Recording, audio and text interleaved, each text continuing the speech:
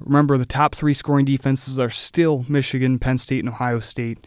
And there's still Michigan, Penn State, and still Michigan, Ohio State on the schedule. And then I want to talk about a potential path to the playoff for Penn State, because a lot of Penn State fans are going to be despairing. But like I said, if you take care of business, there is still a path, even though things are a lot more complicated now that we have a loss and we play in the best division in football. There are a few things that would need to happen in order for Penn State to end up in the top 4 at the end of the season, some of which are actually very possible, but all of them happening this year is quite unlikely.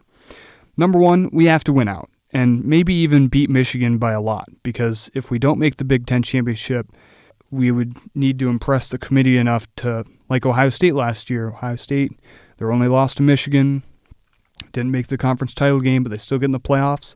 That situation might need to happen to us. The tough loss to Ohio State, if we beat Michigan by a lot, there might be a world where we get in the playoff, even if we don't make the Big Ten championship game.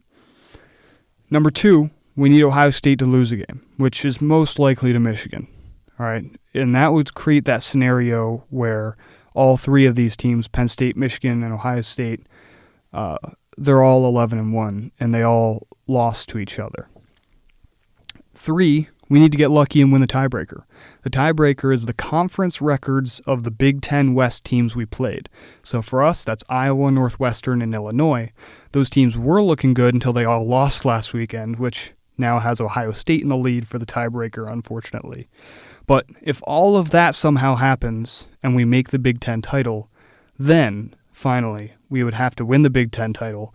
And obviously, if you win the Big Ten title with 1 loss, you make it to the playoffs. I think the best case scenario for Penn State would be for Ohio State and Michigan to both lose to someone dumb, like maybe Ohio State to Wisconsin or Rutgers. Those are their next 2 games on the road. Like, I know it would be incredibly dumb if Ohio State lost to Rutgers, but they actually have a decent defense. I don't know. Michigan, what if they lost to Purdue or Maryland? You know, I don't know. If somehow those teams had 2 losses each and we won the Big Ten East outright, that would be kind of nice. Obviously, it's pretty far-fetched, but there are somehow, alternate universes where that happens.